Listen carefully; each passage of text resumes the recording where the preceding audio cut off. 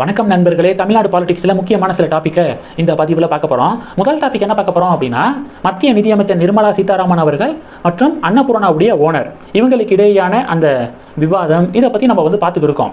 தமிழக மீடியாக்கள் இதை மட்டுமே ப்ரொஜெக்ஷன் பண்ணிக்கிருக்காங்க. இதை பற்றிய செய்திகள் போட்டுக்கிருக்காங்களா? பாஜக என்ன சொல்கிறாங்கன்னா, இதை பற்றிய செய்தி போடுறீங்களே, இதை விட முக்கியமாக ஒரு விஷயத்தை நிதியமைச்சர் நிர்மலா சீதாராமன் அவர்கள் போட்டு உடைச்சிருக்காங்க, அதை பற்றி யாராவது செய்தி போட்டிங்களா அப்படின்னு சொல்லிட்டு பாஜக கேள்வி எழுப்புறாங்க. அப்படி என்ன விஷயம்? திமுக அரசாங்கம் தொடர்ந்து ஒரு குற்றச்சாட்டை மத்திய அரசாங்கம் மீது முன்வைக்கிறாங்க. என்னன்னா, சென்னை மெட்ரோவுடைய செகண்ட் ஃபேஸ் இருக்கு பார்த்தீங்களா, அதுக்கு மத்திய அரசாங்கம் நிதி ஒதுக்கீடு செய்ய மாட்டேது, நிதி ஃபண்ட் அலோகேஷன் பண்ண மாட்டேது அப்படின்னு சொல்லிட்டு தொடர்ந்து இந்த குற்றச்சாட்டை முன்வைக்கிறாங்க. இதை பற்றி கேள்வி எழுப்பும்போது நிர்மலா சீதாராமன் அவர்கள் தெள்ள தெளிவாக ஒரு பதில் சொல்லியிருக்காங்க. அதை யாராவது போட்டிங்களா அப்படின்னு சொல்லிட்டு பாஜக கேட்குறாங்க. மெட்ரோவுடைய ஃபர்ஸ்ட் ஃபேஸ் இருக்கு பார்த்தீங்களா, இது நிர்மலா சீதாராமன் அவர்கள் சொன்னது. மெட்ரோவுடைய ஃபஸ்ட் ஃபேஸு 2015 தொடங்கி 2019 முடிஞ்சிச்சு. 2019 மெட்ரோவுடைய ஃபஸ்ட் ஃபேஸை லான்ச் பண்ணோம்.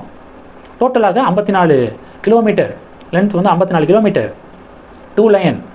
இதை 2015 தொடங்கி 2019 முடித்தோமா. முழுக்க இது சென்டர் செக்டார் ஸ்கீம், முழுக்க மத்திய அரசாங்கத்துடைய நிதி பங்களிப்பில் வரக்கூடியது. சென்னை மெட்ரோவுடைய ஃபஸ்ட் ஃபேஸு மத்திய அரசாங்கத்துடைய நிதி பங்களிப்பில் வந்துச்சு.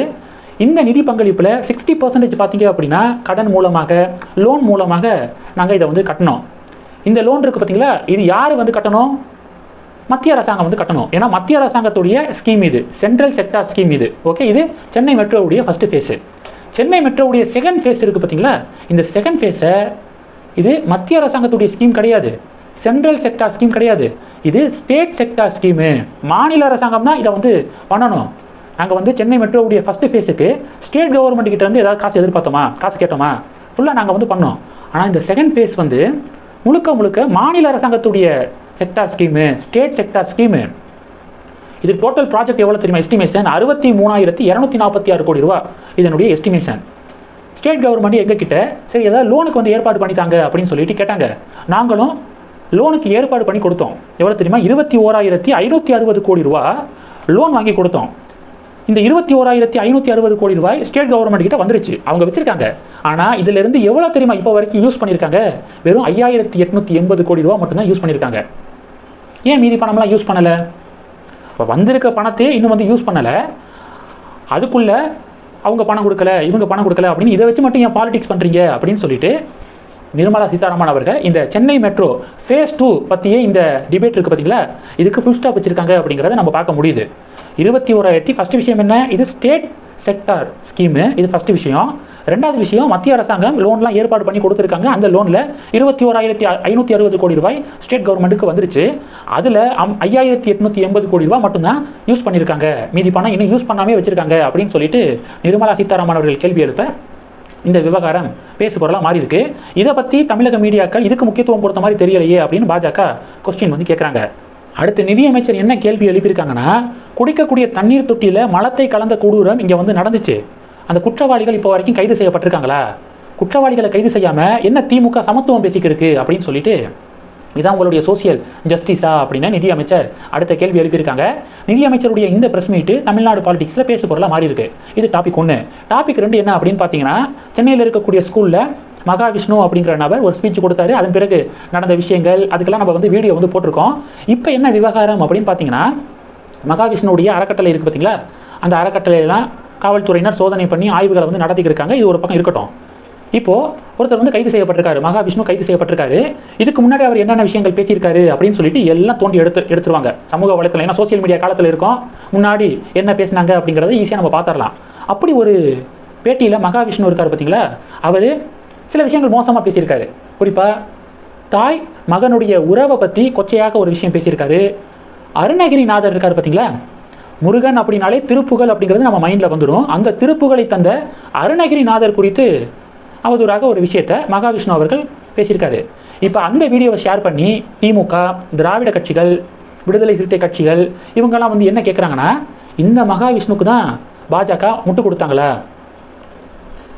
அருணகிரிநாதரை கொச்சைப்படுத்தி பேசியிருக்காரு, அவருக்கு பாஜக முட்டு கொடுத்துருக்காங்களே அப்படின்னு சொல்லிட்டு கேள்விகள், விமர்சனங்களை முன்வைக்கிறாங்க திராவிட கட்சிகள். பாஜகவுடைய வாதம் என்ன தெரியுமா?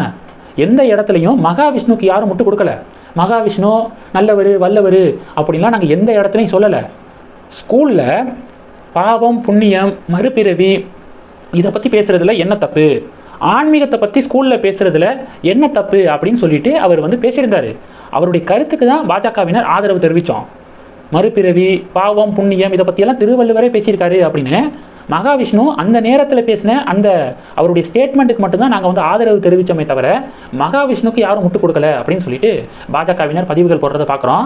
இப்போ விசிகாவுடைய ஆதரவாளர் ஷர்மிளா அப்படின்னு ஒருத்தங்க நாடகத்தில் நடிச்சிருக்காங்க. அவங்க என்ன தெரியுமா பண்ணியிருக்காங்க, ஒரு கேள்வி வந்து கேட்டு இதில் யார் வந்து முட்டாளு அப்படின்னு சொல்லிட்டு கேள்வி கேட்டு 3 ஆப்ஷன் கொடுத்துருக்காங்க. ஒன்று முருகப்பெருமான், 2வது அருணகிரிநாதர், 3வது முட்டு கொடுத்த சங்கிகள் அப்படின்னு சொல்லிட்டு ஷர்மிளா சமூக வலைதளத்தில் பதிவு போட்டிருக்காங்க. மக்கள் வழிபடக்கூடிய முருகப்பெருமானை இதில் யார் முட்டாள் அப்படின்னு சொல்லிட்டு கேள்வி கேட்டு அதில் ஒரு ஆப்ஷனாக முருகனுடைய பேரை வந்து சொல்லியிருக்காங்க. எவ்வளோ பெரிய ஒரு மோசமான காரியம், பிஹேவியர் இது. காவல்துறை இதுக்கெல்லாம் ஆக்ஷன் எடுக்க மாட்டீங்களா? உடனடியாக அவங்க மீது சட்ட ரீதியான ஆக்ஷன் எடுங்க அப்படின்னு சொல்லிட்டு பாஜக குரல் கொடுக்கறத பார்க்க முடியுது. எங்கே நடராஜரை இழிவாக பேசின யூடியூப் ரூட்டஸையே இப்போ வரைக்கும் கைது பண்ணலை. இதில் இவங்களை வந்து கைது பண்ணிடுவாங்க அப்படிங்கிற நம்பிக்கை இல்லை அப்படின்னு சொல்லிட்டு பாஜகவினர் சொல்கிறதையும் நம்ம பார்க்குறோம். இந்த டாப்பிக்கை பற்றி உங்களுடைய பார்வைகள், இந்த 2 டாப்பிக்கை பற்றி உங்களுடைய பார்வைகளை மறக்காமல் கமெண்ட் பண்ணுங்கள். இந்த வீடியோ பிடிச்சிருந்துச்சுன்னா லைக் பண்ணுங்கள், ஷேர் பண்ணுங்கள், மறக்காமல் நம்ம சேனலை சப்ஸ்கிரைப் பண்ணுங்கள். மேலும் நம்ம சேனலுக்கு சப்போர்ட் பண்ணணும் அப்படின்னு ஆசைப்பட்டீங்கன்னா நான் பேசக்கூடிய வீடியோக்கு கீழே நன்றி அப்படிங்கிற ஆப்ஷன் இருக்குது. அதை கிளிக் பண்ணி உங்களால் முடிந்த தொகையை சேனல் வளர்ச்சிக்காக கொடுத்து உதவி செய்யலாம். இல்லை ஜாயின் பட்டனை கிளிக் பண்ணி நம்ம சேனலுக்கு மெம்பராக ஆகலாம். நன்றி. ஜெய் ஹிந்த்.